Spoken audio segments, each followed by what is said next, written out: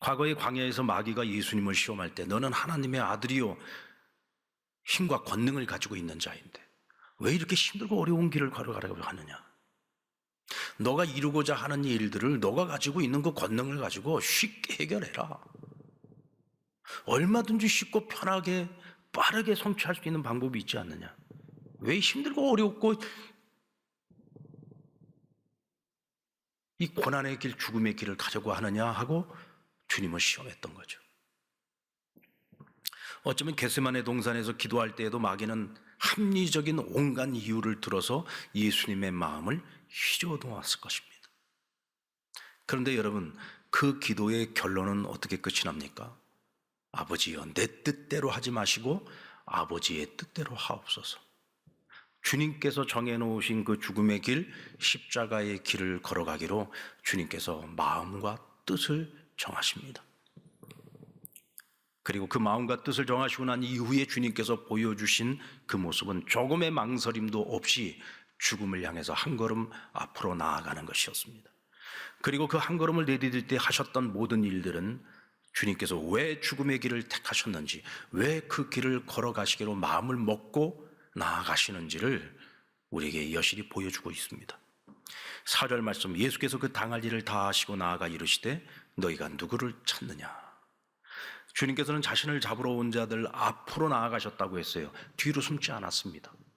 뒤로 물러서지 않았습니다. 당황하지 않으셨습니다. 모든 것을 알고 계셨습니다. 이후에 내게 어떤 일들이 일어날 것인지, 어떤 고난의 길이 내 앞에 기다리고 있는지 다 알고 계셨지만 조금도 두려워하지 아니하시고 오히려 앞으로 한 걸음 내디디셨다고 말씀합니다.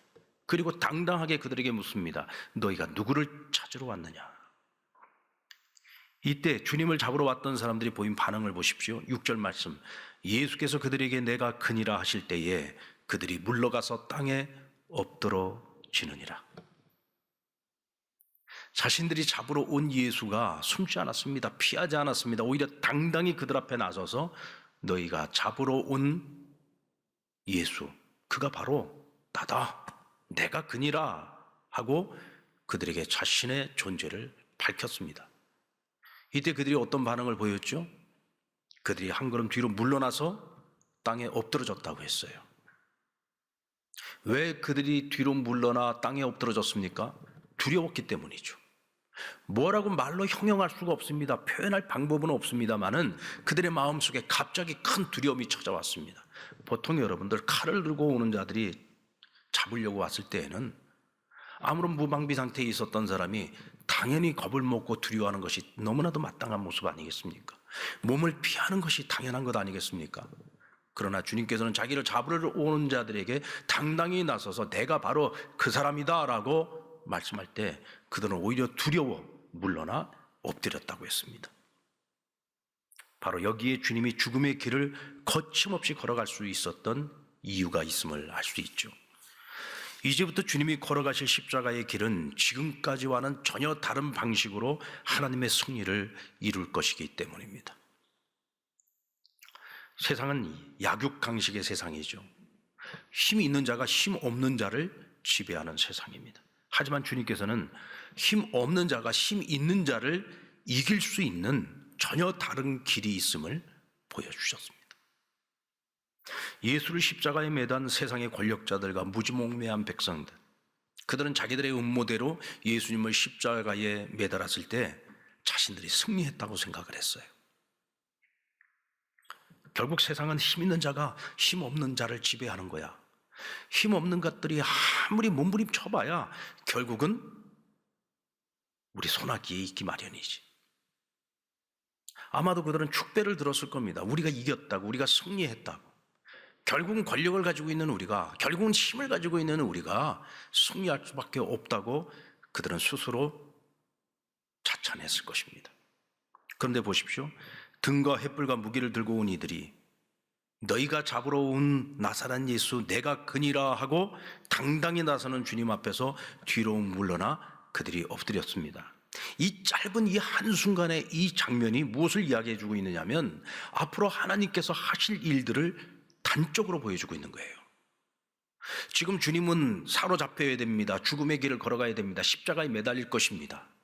그러나 이 일을 통해서 결국 하나님께서 하시고자 하는 것이 무엇인지를 단적으로 보여주고 있는 거죠. 스스로 강하다고 생각했습니다. 승리했다고 생각했습니다. 그저 아무 저항도 없이 십자가에 매달려야 했던 그 예수님. 그런데 스스로 강하다고 생각했고 이겼다고 생각했던 그 사람들이 결국 그 십자가 앞에서 무릎을 꿇게 됩니다. 굴복하게 됩니다.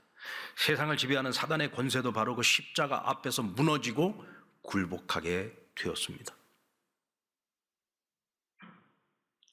사도 바울은 고린도전서 1장 18절에서 십자가의 도가 멸망하는 자들에게는 미련한 것이지만 구원을 얻는 자들에게는 하나님의 능력이라 그랬어요.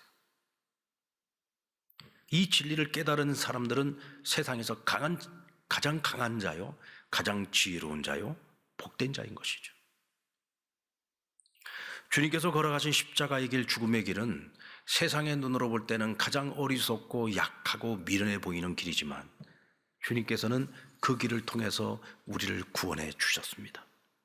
세상의 죄와 악을 굴복시키는 능력을 그 십자가에 심으셨고 사단의 권세를 멸하시는 하나님의 권능을 나타내 주셨습니다. 요한복음 12장 23절로 24절 말씀 우리 같이 한번 읽어볼까요? 시작. 예수께서 대답하여 이르시되 인자가 영광을 얻을 때가 왔도다. 내가 진실로 진실로 너희에게 이르노니 한 알의 밀이 땅에 떨어져 죽지 아니하면 한 알 그대로 있고 죽으면 많은 열매를 맺느니라. 주님께서는 이 미련해 보이는 십자가의 길을 통해서 하나님의 영광을 얻게 될 것을 믿으셨습니다. 사람들의 눈으로 볼 때에는 가장 어리석고 가장 미련하고 어떻게 보면 가장 비참한 길인 것처럼 보일지 모르지만 바로 이 십자가의 능력이 있음을 아셨어요. 이 길을 통해서 하나님의 영광을 얻게 될 것을 아셨죠. 그리고 자신이 죽음으로써 많은 열매를 맺게 된다는 것을 아셨습니다. 한 알의 밀이 땅에 떨어져 그대로 있으면 어떻게 된다고요? 한 알이 그대로 있는 겁니다. 그러나 그 한 알의 밀알이 땅에 떨어져 죽으면 어떻게 해요? 많은 열매를 맺는다. 예수님께서는 죽는 이 길을 통해서 많은 사람들이 그를 믿는 자마다 새로운 생명, 영원한 생명을 얻게 될 것을 믿으셨던 것이죠. 여러분, 가정에서 열매를 맺고 가문에서 열매를 맺고 우리가 살아가는 모든 삶의 자리에서 생명의 열매를 맺으려면 누가 죽어야 됩니까? 결국 내가 죽어야 되는 거예요. 가정에서 내가 죽으면 가정이 사는 겁니다. 직장에서 내가 죽으면 직장이 살아나고 내가 살아가는 모든 삶의 자리, 어떤 공동체, 어떤 조직이 되었든 그곳에서 내가 죽으면 그 공동체가 살아나는 역사가 있는 거죠. 이것이 농부이신 하나님께서 정하신 열매를 맺고 많은 수확을 거는 원리입니다. 그러므로 주님은 남을 살리고 내가 죽는 길을 선택하셨어요. 오늘 본문 8절 말씀을 보십시오. 예수께서 대답하시되 너희에게 내가 크니라 하였으니 나를 찾거든 이 사람들이 가는 것을 용납하라 하시니. 주님을 잡으러 온 이들에게 자신이 나사렛 예수라고 하는 것을 밝히시고 나는 데려가되 이 사람들은 가는 길을 놓아주라는 거예요. 보내주라는 겁니다. 제자들을 살리기 위해서 자신이 모든 멍에를 치고 스스로 사로잡히신 겁니다. 스스로 죽음의 길을 선택하신 것이죠. 요한복음 15장 13절 사람이 친구를 위하여 자기 목숨을 버리면 이보다 더 큰 사랑이 없나니. 주님께서 제자들에게 늘 가르치셨던 말씀이잖아요. 친구를 위해서 자기 목숨을 내버리는 것보다 더 큰 사랑은 없다. 근데 오늘 주님께서 그 가르치신 대로 자신이 제자들을 위해서 자기 목숨을 내놓으신 겁니다. 나는 잡아가되 저들은 놓아주라. 친구에서 제자로 바뀌었을 뿐이죠.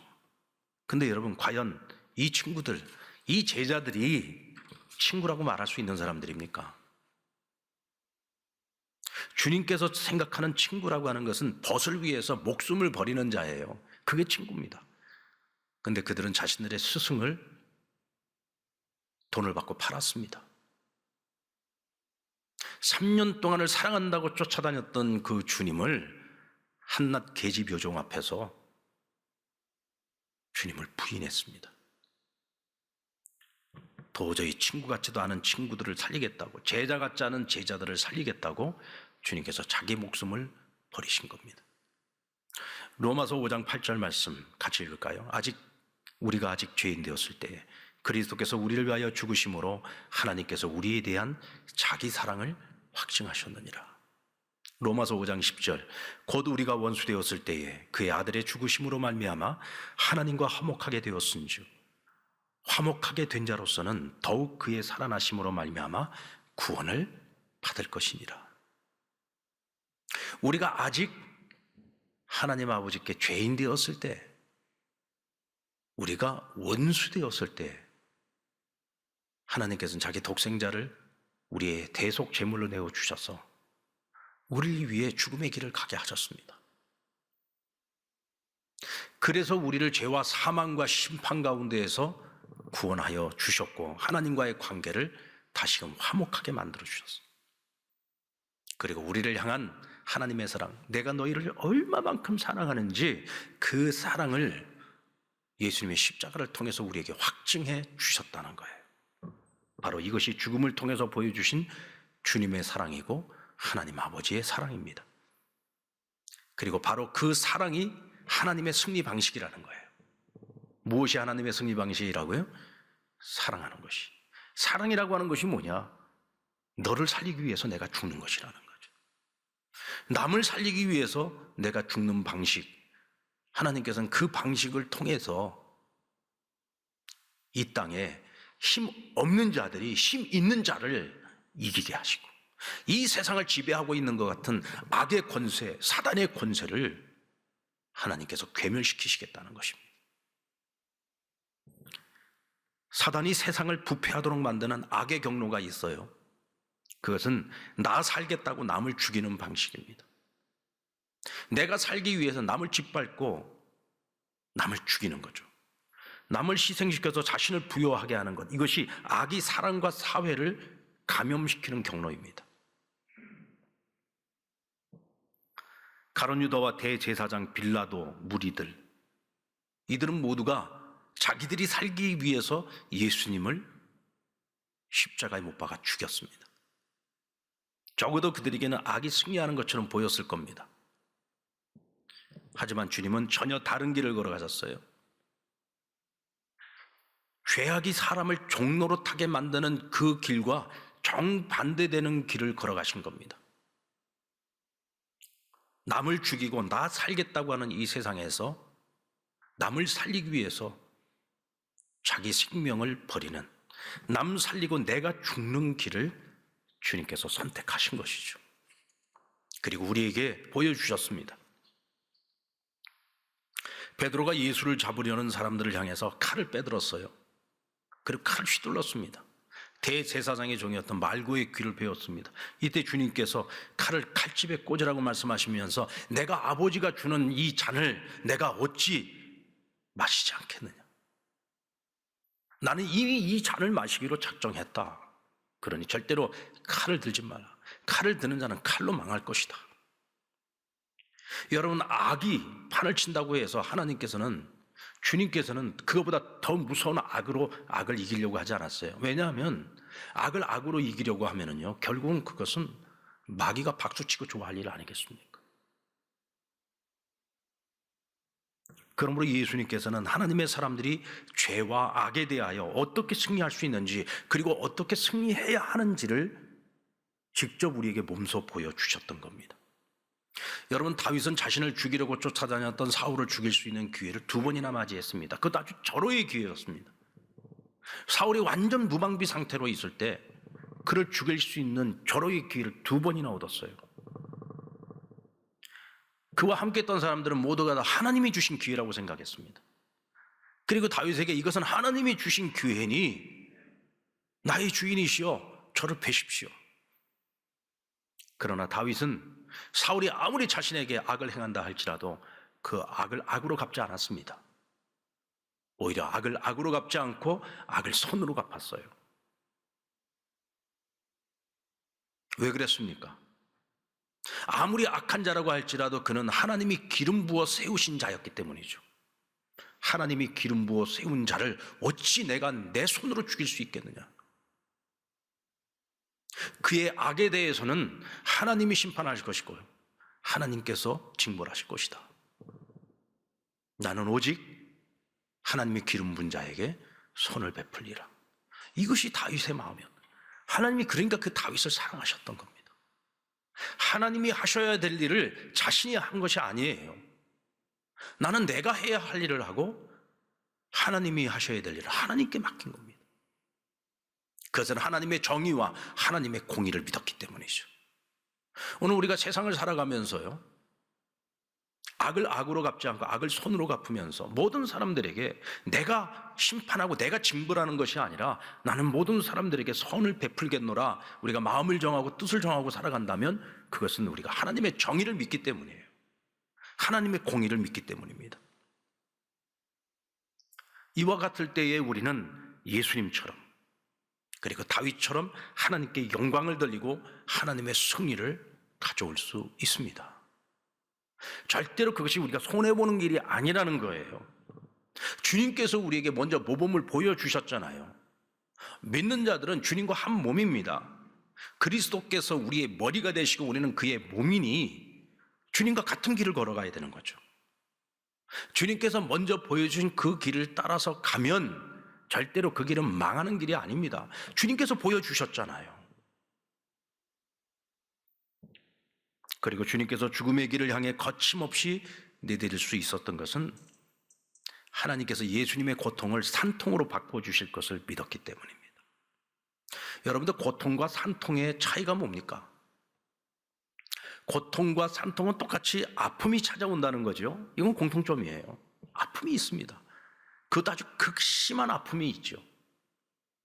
그러나 그 아픔의 이유와 결과가 전혀 다르잖아요. 고통의 이유가 뭡니까? 질병 때문에 혹은 스트레스 때문에 고통을 받죠.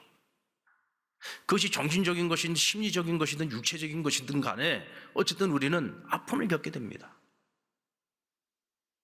그런데 여러분, 산통의 이유가 뭡니까? 그것은 새로운 생명의 탄생을 위해서 그 엄마가 산통을 겪어야 되는 거잖아요. 이유가 다르시 결과도 다릅니다. 어떤 결과가 찾아오죠? 고통의 결과는 그것 때문에 더 많이 아프고 그것 때문에 내 몸이 약해질 수 있고 정신적으로도 내가 더 큰 스트레스를 받게 됩니다. 그러나 산통은 무엇을 얻게 됩니까? 새로운 생명을 얻게 되는 거죠. 예수님이 걸어가셨던 그 고통은요, 이 세상에 누구도 경험해 보지 못할 가장 극심한 고통을 주님께서는 겪으셨습니다. 그것도 자신의 죄 때문이 아니라 우리의 죄 때문에 그 고통을 겪으셔야 했습니다. 그런데 주님이 그 고통을 겪어낼 수 있었던, 감당해낼 수 있었던 것, 그것을 자발적으로 이겨낼 수 있었던 이유는 주님이 그 죽음 끝에 사울 위에 찾아올 부활을 믿으셨기 때문입니다. 그리고 그를 믿는 모든 자들에게 하나님께서 주시는 새로운 생명이 있음을 믿었기 때문에 주님께서는 그 길을 걸어가실 수 있었던 겁니다.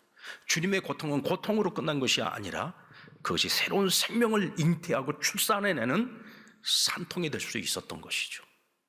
그것은 전적으로 내 하나님 아버지에 대한 절대 믿음, 절대 신뢰가 있었기 때문에 감당할 수 있었던 겁니다. 이 땅의 교회가 걸어가야 하는 그 길도 역시 마찬가지죠. 주님이 그 길을 걸어가셨으면 우리도 그 길을 걸어가야 되는 겁니다. 주님이 자기 십자가를 지신 것처럼 교회도, 또한 이 땅을 살아가는 우리 모든 성도들도 각자의 자리에서 자기 십자가를 감당해야 되는 거예요. 왜? 주님이 우리의 머리고 우리는 그의 몸이니까 머리와 몸이 따로 놀 수는 없잖아요. 우리는 한 몸이니까 같은 길을 걸어가야 되는 겁니다. 여러분, 부부도 그렇지 않습니까? 부부도 둘이 한 몸이 되는 것이 부부잖아요. 하나님께서 그 부부를 갈라놓기까지는 절대로 둘이 하나 된 몸을 둘이 나눌 수 없는 것이죠. 한 몸이기 때문에 같은 길을 걸어가야 되는 거예요. 시로도 서로 맞춰가면서 함께 같은 길을 걸어가야 되는 겁니다. 우리가 이미 예수님과 한 몸이 되었기 때문에 주님께서 걸어가셨던 그 길이 때로는 싫어요. 힘드니까, 어려우니까, 아프니까, 고통스러우니까 그 길 가기 싫어요. 주님 말씀대로 살아가다 보면 너무 손해볼 것 같고 피해만 볼 것 같고 이러다가 다 잃어버릴 것 같아서 주님과 같은 길 걸어가고 싶지 않아요. 주님 앞에 나와서 예배드리는 건 좋아요. 주님 찬양하는 건 좋아요. 기도하는 건 좋아요. 그러나 주의 복음을 들고 세상에 나아가서 듣지 않겠다고 하는 사람들에게 복음을 들려주는 거, 때론 내가 복음을 전하다가 핍박을 당하기도 해야 돼요. 때로는 피 흘릴 수도 있어요. 때로는 죽을 수도 있습니다. 그럼에도 불구하고 그 길이 주님이 걸어가신 길이고 내가 마땅히 걸어가야 하는 길이라고 한다면 우리는 고통을 피해갈 수는 없는 겁니다. 하지만 그런 우리가 반드시 믿어야 하는 것이 있습니다. 우리 한번 따라 볼까요? 사흘 후. 여러분, 사흘 후에 어떤 일이 일어났습니까? 무덤에 갇히신 지 사흘 만에 어떤 일이 일어났어요? 우리 예수님 부활하셨습니다. 예수님이 실패했다고 생각했어요. 그래서 예수님을 십자가에 매달았던 사람들은 축배를 들었습니다. 우리가 이겼다고 생각했습니다. 우리가 승리했다고 생각했습니다. 저는 메시아가 아니야. 맞아. 저는 분명 메시아가 아니었어. 우리의 선택이 옳았어. 우리의 판결이 옳았어. 라고 그들은 스스로 자기들 자신을 자찬하고 있었을 겁니다. 근데 여러분, 사흘 후에 모든 것은 뒤바뀌게 됩니다. 죽었던 예수가 다시 살아난 것입니다. 그리고 그를 죽였던 자들은 그 사실을 은폐하기 위해서 돈을 주고 군인들을 매수해서 거짓 유언비어를 퍼뜨리기도 했습니다. 오히려 예수를 십자가에 매달았던 사람들이 오히려 죽은 예수를 더 두려워했고 부활하신 예수 앞에 그들은 다 굴복할 수밖에 없었던 것이죠. 여러분, 우리는 그 사흘 후를 믿어야 됩니다. 사흘 후에 일어날 그 일을 믿어야 합니다.